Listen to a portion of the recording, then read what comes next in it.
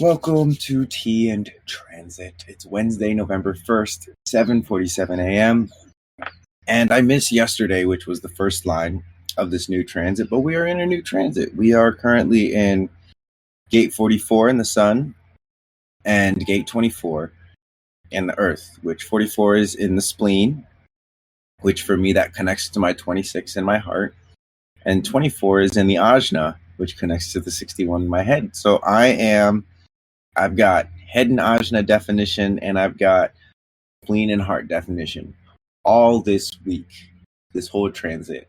So one thing that I like to do right at the beginning is to see how the transits affect me, and just take inventory of that. Like this is one where I get definition from both of the transits, the sun and the earth. So let's talk about today.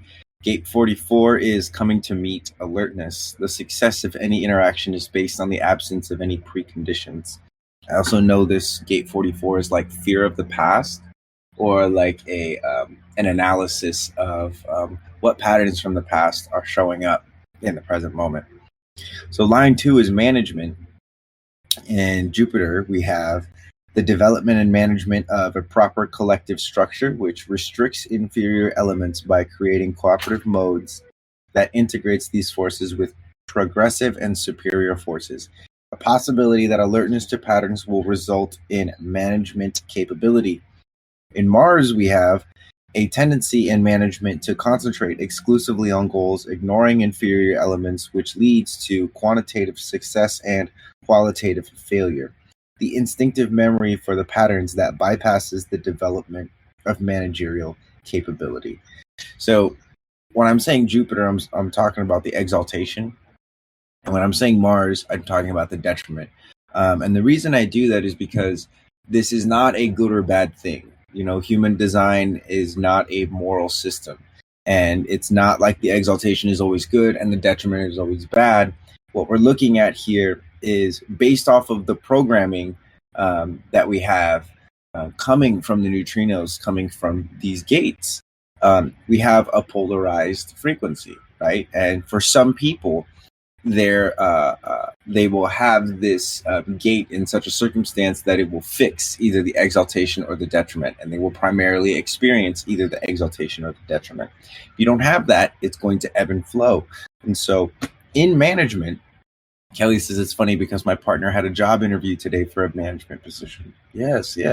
So in management, you know, we have the ability of the possibility that alertness to patterns will result in the management capability. Contrast with the instinctive memory for patterns that bypasses the development of managerial capability. I've been told before by one of my mentors that managing or being a manager is just knowing how to bring the best out in people. And it makes a lot of sense because certain people, you can bring the best out of them. And, you know, kind of like gate 18, being able to sense which people you can actually bring the best out of, because 18 is the correct what has been spoiled. But in that way, 44 is the awareness of which things are inferior and which are unable to integrate into the success of the whole. And this is one of those, I think this is a projected channel. Pretty sure. Yeah, this is a projected channel. So, you know, again, this is one of those guiding forces that has to be invited in by others, but it is always there. So with that being said, you know, the capacity for management, the success of proper management is really being able to use this gate 44 in the way of alertness. So again, this is a transit. If this is not a part of your body graph, then be aware of this overemphasis on management. Maybe you're trying to manage things that are not really yours to manage. Maybe you're looking to identify forces that are progressive and superior without having been asked, or again, without it really being your place. Maybe there is an extra emphasis on success and failure, Again, a lot of this is transit stuff. So while the transit is active, I always say, you want to use that to become aware of, similarly to how you're becoming aware of a person. I'm aware that when I'm with this person, these are some of the things I experiences and the gates and channels that I have access to now, but I'm not confusing that with myself. I'm not making decisions that are based off of this transit simply because the energy is available. And a lot of people will do that. A lot of people will, I like to say that they'll fall into their gaps in the sense that I have 26 and get this gate 44 is a pairing to that. So with this alertness online, I might start to wrongly shift my entire business or career to take advantage of this transit, but I'll only be able to take advantage of this transit like 2 weeks out of the year. So it's really not that helpful for me.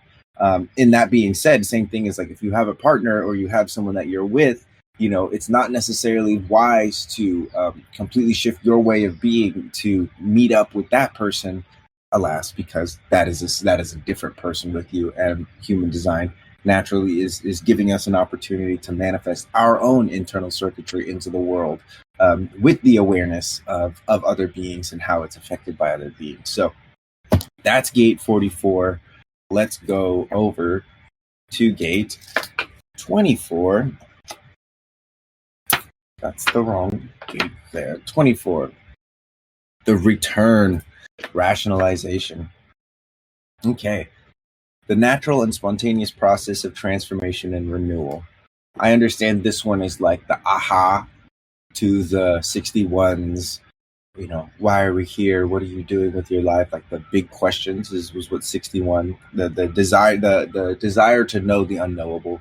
24 is the rationalization or the spontaneous. Oh, aha! Again, this is like the individual channel. So these are realizations that are for you. And so for me, there's probably going to be a lot of these, which I have already felt. So line 2, recognition. In the moon, we had the proper and spontaneous adaptation to new forms, the potential gift of conceptualizing spontaneously. And in Mars, we have the vanity to see transformation as a personal achievement rather than a socially supported or natural phenomenon. The mental vanity that the gift of conceptualizing spontaneously can produce. So this is the the contrast between the one who's grateful for their realizations and the one who thinks others should be grateful for their realizations. And as I mentioned before, this is an individual line. And so not to say that it's not for the collective, but this is one that, in me looking at this, one of the things that I'm going to be experimenting with is what parts of me are really eager to share my rationalizations, or what parts of me are really eager to share the experiences of me knowing the unknowable. And naturally, with my undefined throat, I just want to share everything because I don't exactly know what is for me to share. And, this is a good opportunity to practice that. So this is a really great time to acknowledge how spontaneity, really it's not actually spontaneous. It's pressurized and cooked and built up through unseen forces. And so to give glory and to give remembrance and acknowledgement to those unseen forces is really important. It's very, very important.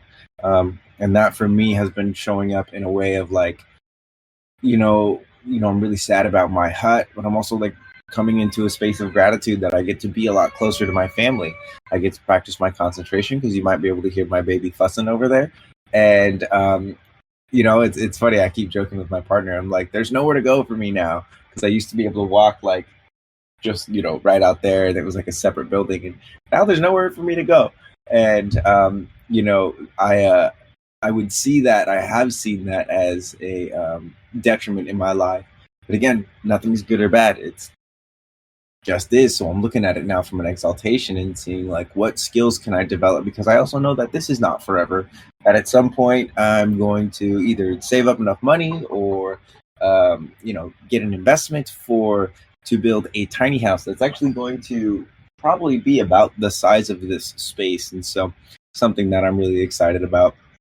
and we'll be able to continue to do my work and have a new space that I actually own and that no one can tell me to tear down.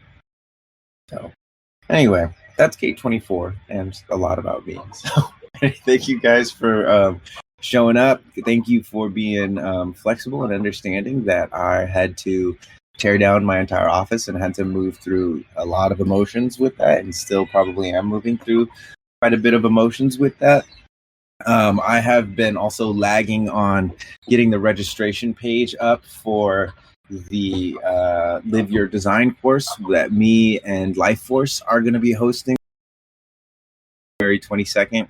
We now have a little over 2 months to do that. So I will be posting something probably either over the weekend or early next week.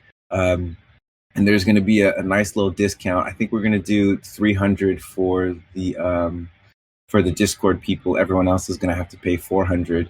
And then we're going to be doing another deep discount for all of the VIP peeps. And you can wait to see the numbers for what we settle on, but it might make sense to like just subscribe to VIP so that you can get the discount. But we definitely want to, naturally we want to take care of our family here on Discord, and so we're going to give you guys, that was something that was really important to me, and Ryan was about it, to take care of y'all over here in Discord. And so I think that's it for the announcements today. Love you guys. See you tomorrow, and continue to evolve, awaken, and love yourself and your neighbor. And I don't know, I'm playing around with a tagline. I've really been embracing this whole like undefined throat thing. It's so funny. It's just like undefined throat. It's like, it's not undefined. I always have my foot in my mouth. Okay, bye guys.